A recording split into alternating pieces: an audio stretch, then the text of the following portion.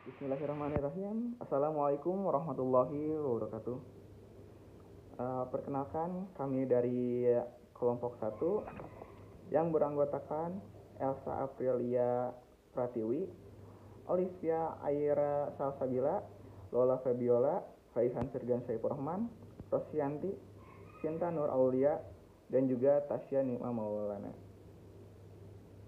Di sini kami akan memaparkan hasil diskusi kami mengenai pengertian kesehatan mental. Puji dan syukur atas kehadirat Allah Subhanahu wa taala yang telah memberikan kita nikmat dan kesehatan sehingga kita dapat berkumpul di kesempatan kali ini. Salawat juga salam tercurahkan kepada Nabi Muhammad Sallallahu Alaihi Wasallam, kepada Ibu Syari Fitrah MPD yang saya hormati, dan juga kepada teman-teman dari kelas 2 BKB yang saya banggakan.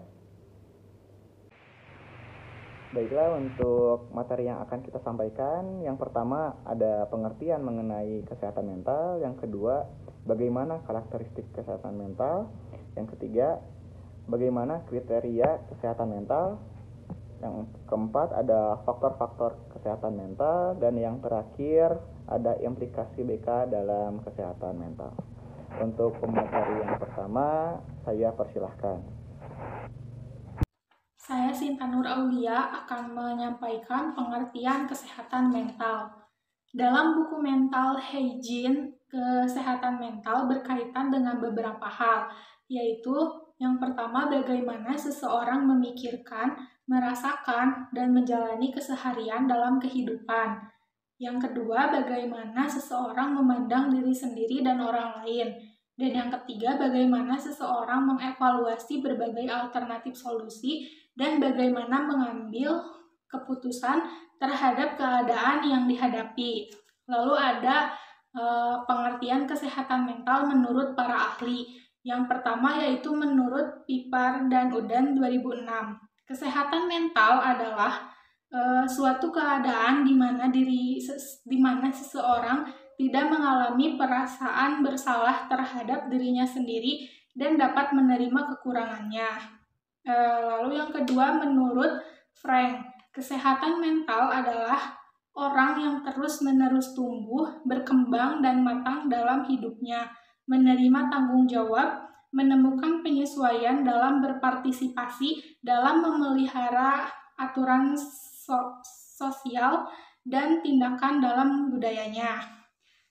Lalu menurut Witherington, kesehatan mental adalah ilmu yang meliputi sistem tentang prinsip-prinsip, peraturan-peraturan, dan prosedur-prosedur untuk mempertinggi kesehatan rohani. Menurut WHO, kesehatan mental sebagai kondisi kesejahteraan individu yang menyadari potensinya sendiri dan mampu memberikan kontribusi kepada komunitas.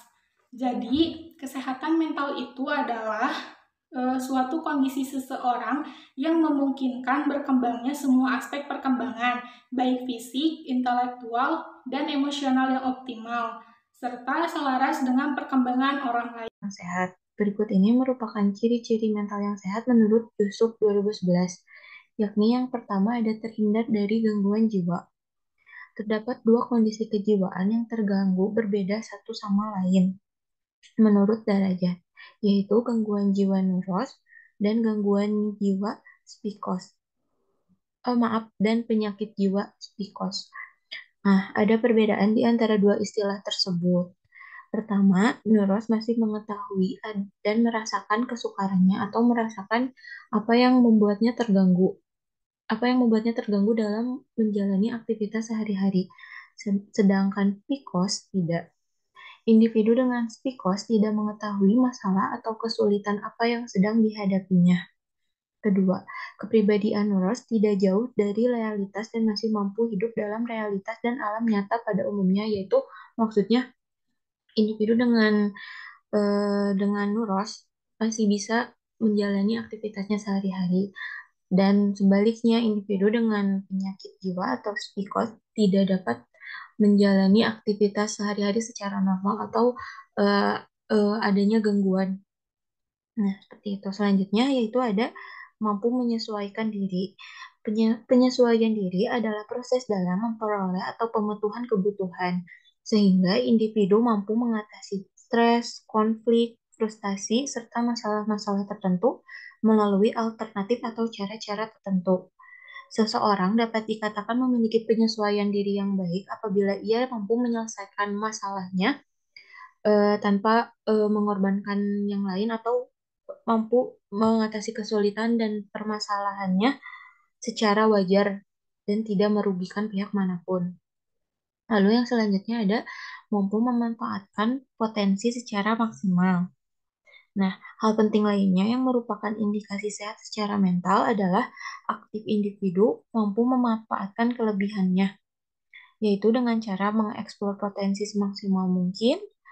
Memanfaatkan potensi secara maksimal dapat dilakukan dengan cara keikutsertaan dalam organisasi atau enggak mengikuti klub-klub tertentu yang dapat mengasah kemampuan kita atau dapat mendapat pelajaran baru seperti suka basket, ikut komunitas basket atau enggak kalau siswa di sekolah mengikuti ekstrakurikuler. Nah, selanjutnya yang terakhir yaitu ada mampu mencapai kebahagiaan pribadi dan orang lain. Poin ini dimaksudkan pada segala aktivitas individu yang mencerminkan untuk mencapai kebahagiaan bersama. Individu dengan mental yang sehat menunjukkan perilaku atau respon terhadap situasi dalam memenuhi kebutuhannya dengan perilaku atau respon positif. Respon positif tersebut berdampak positif bagi kehidupannya sendiri dan juga orang lain. Jadi maksudnya di sini tuh individu mampu mencapai kebahagiaan tanpa mengorbankan orang lain, bertindak egois atau enggak tidak memikirkan orang lain, jadi hanya mementingkan diri sendiri.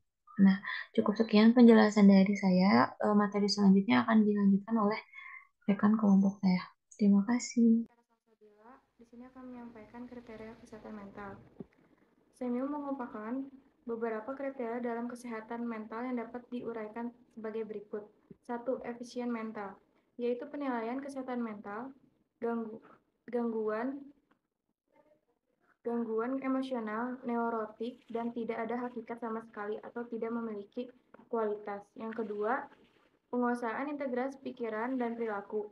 Kepribadian yang baik adalah salah satu dari penguasaan diri yang efektif. Tanpa adanya penguasaan ini, maka obsesi atau ide yang melekat, delusi, fobia, dan gejala yang mungkin akan muncul.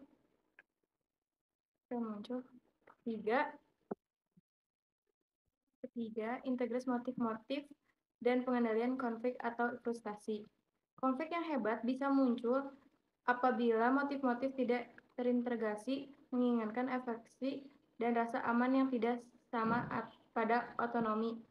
Keinginan seks yang tidak sama dengan yang diinginkan. Yang keempat, perasaan dan emosi yang baik. Rasa akan diterima, menyayangi, terlindungi, serta harga diri yang memberi kontribusi pada mental yang stabil adalah ciri mental yang sehat. Yang kelima, ketentraman pikiran. Adaptasi kesehatan mental untuk ketenangan pikiran atau mental.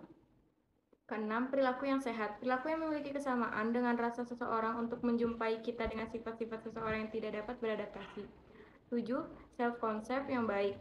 Bergantung pada konsep diri sehingga harus bisa memenahan orientasi yang sehat bagi diri kita sendiri. 8. Ciri-ciri ego yang memenuhi syarat. Ciri-ciri ego adalah di mana ia menjadi diri sendiri. Apabila ciri ego tumbuh menjadi tetap, maka mereka mampu bertingkah laku lebih tetap dan mampu bertahan pada lingkungannya. Dan yang terakhir, yang kesembilan, hubungan yang kuat sesuai kenyataan. Seseorang yang tertekan pada masa lalu tidak bisa berdamai dengan kenyataan, sedangkan orang yang memiliki fantasi atau hayalan adalah orang yang telah menolak kenyataan. Sekian dari saya. Materi selanjutnya akan disampaikan oleh rekan saya. Baiklah, untuk pemaparan selanjutnya akan dilanjut oleh saya. Izin memperkenalkan diri, saya Raihan Sirgan Syaifur Rahman. Penjelasan kesehatan mental yang telah dikemukakan oleh Hernandez pada tahun 2005 dapat disimpulkan bahwa kesehatan mental memiliki keterkaitannya dengan aspek kepribadian seseorang, seperti efisiensi mental, kontrol dan perpaduan pikiran dan sifat, penyelesaian masalah, perasaan dan emosi yang positif, ketenangan pikiran, sikap yang sehat, konsep diri yang baik, dan identitas ego yang adekuat, serta seseorang yang memiliki hubungan adekuat dengan kenyataannya. Faktor yang mempengaruhi kesehatan mental menurut Sarwono pada tahun 2012, di antaranya yang pertama, mempunyai tujuan yang sehat pada sesuatu yang telah terjadi pada lingkungan maupun dirinya sendiri. Contohnya, memiliki impian dan plan atau rencana untuk menjalani hidup ke depannya agar lebih terarah dan teratur ke hal yang lebih baik lagi di masa yang akan datang. Lalu yang kedua ada mempunyai kecakapan menyesuaikan diri pada segala kemungkinan dan kemampuan mengatasi persoalan yang dapat dibatasi.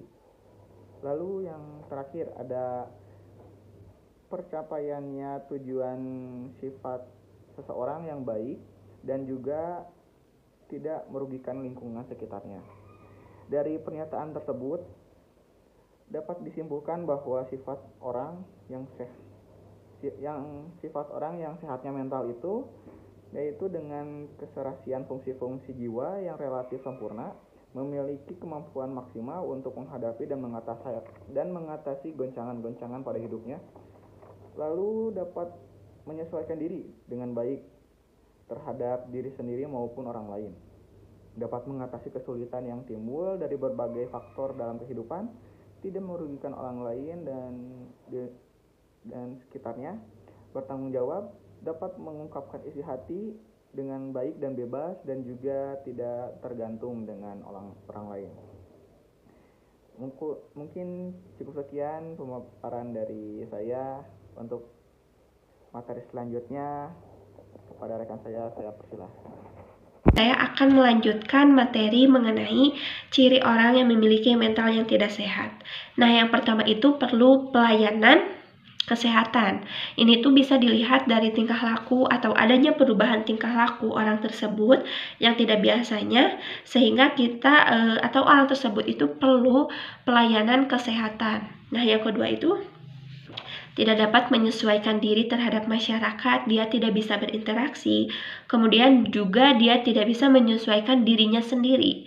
Jadi dia kadang sering tidak bisa mengontrol emosinya, kadang-kadang dia menjadi berontak atau sebagainya. Nah, yang ketiga itu perlunya diagnosis kejiwaan, karena dari ciri-ciri di atas, kemudian kita perlu tahu apa yang diidap atau apa yang dialami atau penyakit apa yang ada di dirinya. Nah, yang keempat itu ketidakbahagiaan yang bersifat subjektif. Jadi dia itu bahagia tapi tidak ada hal atau tidak ada objek yang membuat dia bahagia. Nah, yang kelima itu terlihat tanda-tanda gangguan jiwa yang secara objektif. Contohnya tuh dia sering ngomong sendiri, dia sering berhalusinasi, dia sering ngamuk gitu ya, ngamuk tanpa sebab gitu. Nah, yang keenam itu kegagalan penyesuaian yang positif. Jadi dia tidak bisa menyesuaikan dirinya ke hal-hal yang baik. Nah, dapat disimpulkan bahwa orang yang memiliki mental yang tidak sehat yaitu ketika tidak adanya keserasian fungsi jiwa. Jadi ketika dia diterpa atau dihadapi dengan cobaan dalam hidupnya, dia tidak bisa menyesuaikan diri, tidak dapat menerima kenyataan, bergantung pada orang lain, dan banyak dikuasai oleh emosi, dan kemudian akhirnya dia menatap bahwa masa depan itu tidaklah baik. Bismillahirrahmanirrahim. Assalamualaikum warahmatullahi wabarakatuh. Perkenalkan, nama saya Lola Febiola. Di sini saya akan menjelaskan tentang implikasi kesehatan mental pada bimbingan dan konseling. Petrovesa, Leonard, dan Horst dalam konseling 1996 mengatakan konseling sebagai suatu proses adanya seseorang yang dipersiapkan secara profesional untuk membantu orang lain dalam memahami diri, membuat keputusan dan memecahkan masalah. Kesehatan mental mencangkup suatu keadaan yang sehat secara psikologis. Namun, terkadang ada individu yang mengalami gangguan kesehatan mental. Pada saat itu, individu membutuhkan pertolongan dari tenaga profesional untuk mengatasi permasalahan tersebut. Salah satu metodenya adalah dengan konseling. Konseling metode reedukasi yang efektif untuk menciptakan kesehatan mental bagi konseli. Permasalahan individu dan masyarakat mengenai kesehatan mental dapat difasilitasi oleh konseling. Metode konseling dilakukan secara individual maupun kelompok. Lalu ada beberapa penerapan bimbingan dan konseling dalam kesehatan mental di sekolah. Yang pertama, menjadi wadah penyuluhan siswa. Setiap siswa memiliki karakter yang berbeda dalam bidang pelajaran, emosi, jasmani, dan sebagainya. Salah satu contoh penerapan bimbingan dan konseling dalam menangani masalah siswa yang memiliki kesulitan belajar. Maka guru bimbingan konseling harus mampu memberikan dukungan konseling dan juga solusi siswa menghadapi masalah tersebut dengan bijak. Bimbingan ini bertujuan mengatasi masalah kegiatan belajar di dalam atau di luar sekolah seperti bimbingan cara belajar dan hal yang berkaitan dengan cara, proses, prosedur dalam belajar siswa. Cara dan kiat pendekatan kognitif dalam bimbingan konseling dan penjelasannya. Yang kedua, membantu siswa dalam perkembangan emosi. Penerapan bimbingan konseling dalam kesehatan mental lainnya adalah dengan membantu siswa mendidik dalam perkembangan emosi dan perasaannya. Contoh masalah pribadi siswa yang terbawa dalam proses belajar mengajar di sekolah yang dapat merusak perkembangan emosinya. Seseorang guru BK harus bisa mencermati juga mengakomodasi hal itu tidak terjadi dan memberi bimbingan perasaan ke arah yang positif. Berikut metode dan cara mengajari anak mengelola emosi yang baik dan benar. Lalu akan dilanjutkan oleh rekan saya. Terima kasih. Saya Tusyani Imal Maulana Alfat akan melanjutkan tentang implikasi kesehatan mental pada bimbingan dan konseling. Di sini saya akan menjelaskan tentang bimbingan dalam mengatasi masalah pribadi, yaitu masalah pribadi siswa sering menimbulkan konflik dan juga masalah, misalnya antara intelektual dan emosi, dan juga bakat serta juga bakat dan aspirasi lingkungan. Nah, bimbingan konseling di sini harus mampu menyeimbangi konflik tersebut menjadi solusi yang bersahabat, dan juga mengenal serta memahami karakter siswa yang beragam, dan juga mampu menjadi teladan dan penasihat dalam masalah yang terjadi pada siswa. Nah, selanjutnya yaitu membantu siswa dalam kehidupan sosial. Membantu agar siswa mampu menyesuaikan diri dengan kehidupan berkelompok sehingga terciptanya suasana dan situasi yang kondusif serta efektif. Dan sini menurut Abu Ahmadi, bimbingan sosial yaitu untuk siswa memperoleh kelompok belajar, bermain, persahabatan, dan kelompok sosial yang sesuai juga untuk membantu menyelesaikan masalah tertentu, baik di luar maupun di dalam lingkungan sekolah. Nah, selanjutnya yaitu mengarahkan siswa pada pergaulan yang sehat, yaitu mampu memberikan pengarahan serta bimbingan kepada siswa dalam mencapai kehidupan pergaulan yang sehat juga bermartabat. Contohnya saling memahami satu sama lain, saling menghargai perbedaan yang ada dan menyadari bahwa satu sama lain itu saling membutuhkan agar siswa tidak terjerumus pada pergaulan yang bebas. Contohnya seperti narkoba, tawuran, sehingga seks bebas. Karena akan berdampak pada kondisi masa depan mereka. Dan bimbingan konseling di sini yaitu menjadi sarana dan mediasi dalam mengatasi masalah tersebut. Nah, selanjutnya yaitu membantu siswa dengan kesehatan jasmani, memberikan rasa. Di sini yaitu memberikan rasa aman, nyaman, tenang kepada siswa agar si siswa ini siap untuk belajar dan siap untuk menerima pelajaran tersebut itu dengan semangat.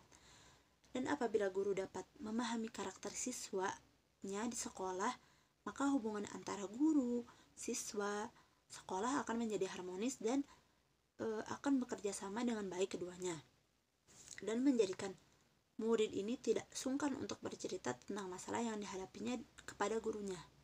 Nah, cukup sekian pemaparan yang saya sampaikan. Terima kasih. Mungkin cukup sekian pemaparan materi dari kelompok kami.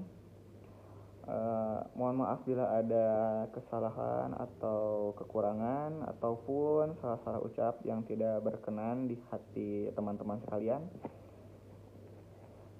Wassalamualaikum warahmatullahi wabarakatuh.